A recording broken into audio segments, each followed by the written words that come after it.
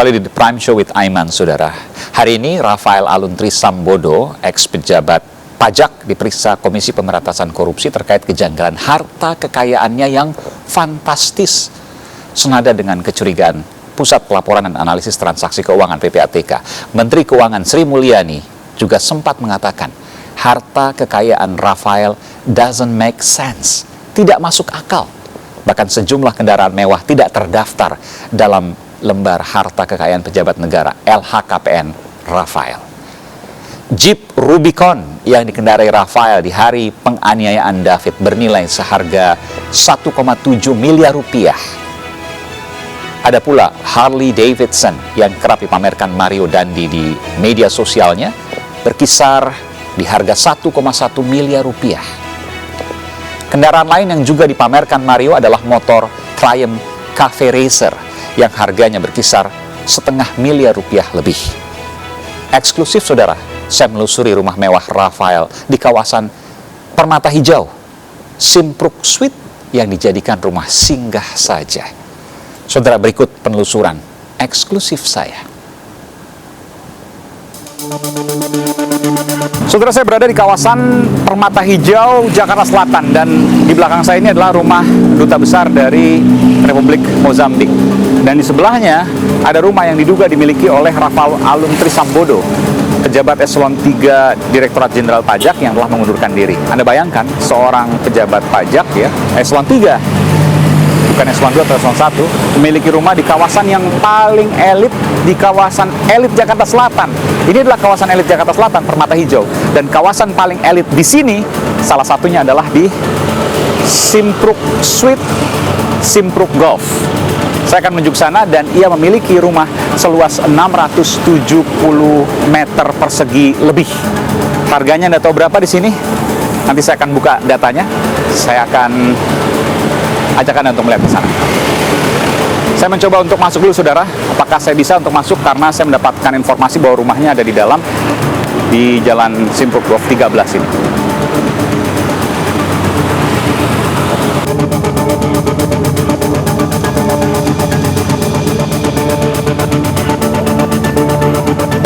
Simpruk Golf 13, nomor ini 14. 13 kan ini? 13. Nomor 29 ada di dalam. 29 nggak ada. Hah? Adanya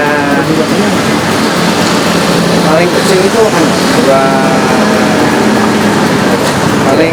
paling besar. Nggak urut sih. Oh, nggak urut, nggak hafal ya, nggak hafal.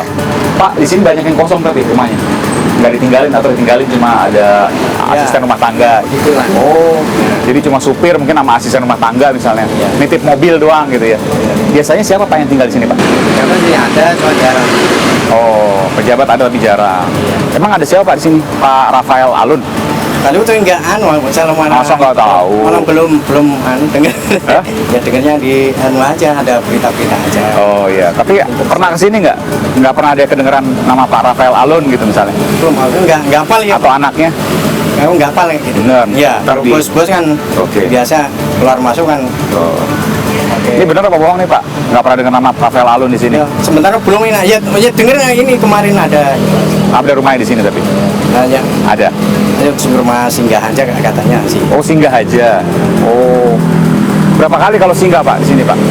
Kok kurang tahu juga. Maksudnya keluar masuk kan sempat lihat juga tapi kan lihat di foto di di .com misalnya di kemarin kan ada ini aja. Sempat datang sini juga. Kalau datang kurang perhatikan ya. Ngeliatnya pas kapan tuh? Macamnya gimana? Kalau pas ngeliat Pak Rafael di sini? Belum. Tapi cuma denger aja. Ya. Bahwa rumahnya ada di dalam gitu ya. Karena ini kan ada ini belum lama ya yang bikin ini. Iya. Rumahnya mewah Pak ya. Oh. Ya mewah semua harus ini. Ya begitu rata-rata. Ya, saudara, itulah wawancara saya dengan Pak Suprianto. Pak Suprianto ini ada petugas keamanan di sini. Memang ini tertutup ya Pak ya? Ya, ini kalau dilihat sepi sekali. Dan tadi disampaikan bahwa yang biasanya tinggal di sini itu hanya asisten rumah tangga. Jadi mungkin rumah simpanan lah gitu ya. Rumah simpanan. Oke, terima kasih ya Pak. Sama-sama. Terima kasih, mari Pak Suprianto. Saudara, saya akan berkeliling nanti. Saya tidak hanya ke sini, saya mau ke depan juga untuk kemudian melihat bagaimana rumah dari Rafael Alun di kawasan yang paling elit di kawasan Permata Hijau. Ini adalah Simpruk Golf. Anda tahu harganya, saudara? Bapak tahu harganya nggak di sini, Pak, per meter? Nggak tahu. Harganya, saudara, per meter ini berkisar antara 70 juta hingga 100 juta rupiah per 1 meter persegi. NJOP-nya, kalau saya cek dari Dinas Pendapatan Daerah ya, NJOP di PBB, di Pajak Bumi dan Bangunan, itu di atas 35 juta rupiah. Dan inilah kawasan yang elit yang dimiliki. Tidak hanya di sini, saudara, ada juga di daerah lain. Nanti saya akan coba untuk menggali mana saja harta-harta dari Rafael Alun Trisambodo, pejabat eselon 3 Direktorat Jenderal Pajak yang telah mengundurkan diri, namun masih proses pengunduran dirinya.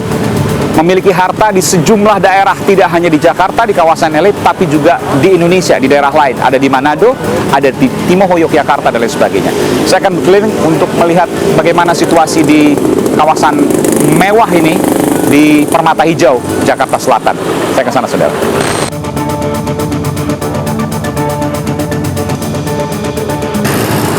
Ini suasana lingkungannya, saudara, Anda bisa melihat nih. Rumahnya mewah sekali. Ini adalah seberang dari Simpruk Golf. Saya akan menuju ke bagian depan dari kawasan Simpruk Golf, tempat di mana rumah Rafael Alun yang saat ini masih tengah diselidiki ya oleh pihak Direktorat Jenderal Pajak dan juga oleh Komisi Pemberantasan Korupsi.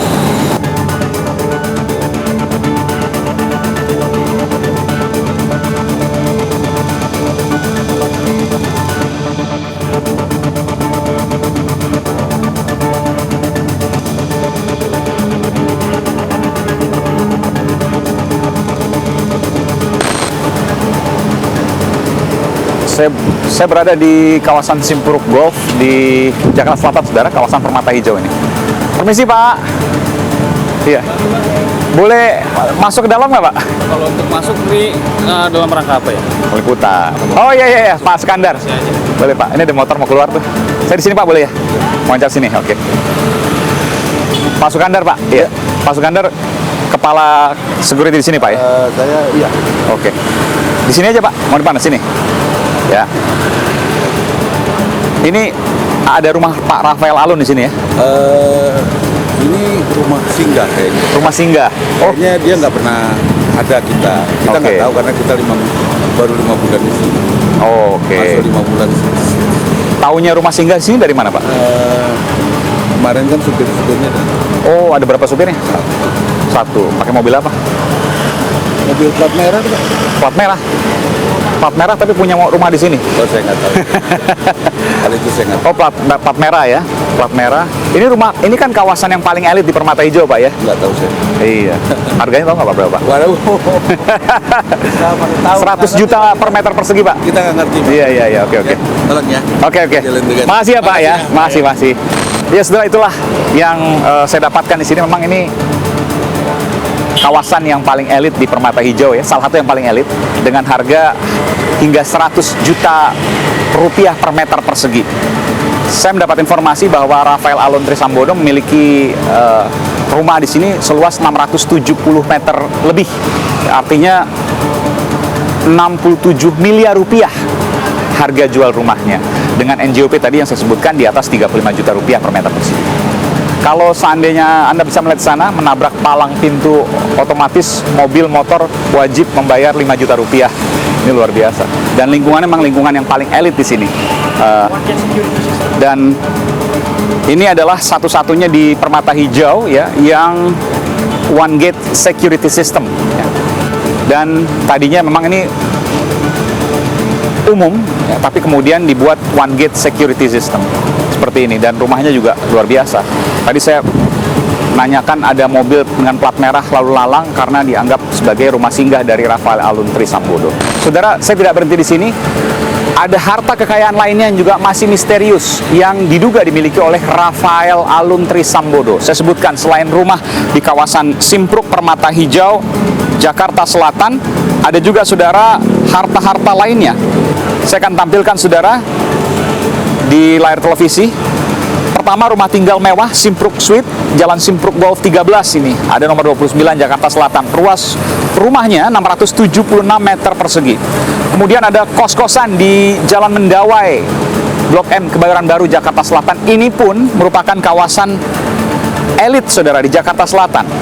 Ada 2 unit ruko di Blok M Plaza, Jakarta Selatan. Ini pusat perbelanjaan di kawasan Blok M. Kemudian rumah tinggal di Blok U, Greenfield, Duren, Kepa, Kebonjeruk, Jakarta Barat. Dan yang tak kalah mencengangkan, ia juga merupakan pemilik dari kompleks perumahan, bukan hanya satu rumah ya, kompleks perumahan yang terdiri atas puluhan rumah di Green Hill, Manado, Sulawesi Utara, yang kabarnya di atas namakan istrinya. Kemudian di Yogyakarta, di kawasan Timoho, ada restoran bilik kayu seluas 4.000 meter persegi. Dan kemudian rumah di Jalan Ganesa, Yogyakarta, 2.000 meter persegi. Ada juga kafe yang bilik kayu tadi memiliki cabang-cabang di sejumlah titik di Jakarta, juga di kawasan perbelanjaan mewah. Saya akan terus menggali terkait dengan kasus hukumnya, bukan hanya soal kekayaannya, tapi di balik penganiayaannya. Ikuti saya, saudara, Aiman eksklusif.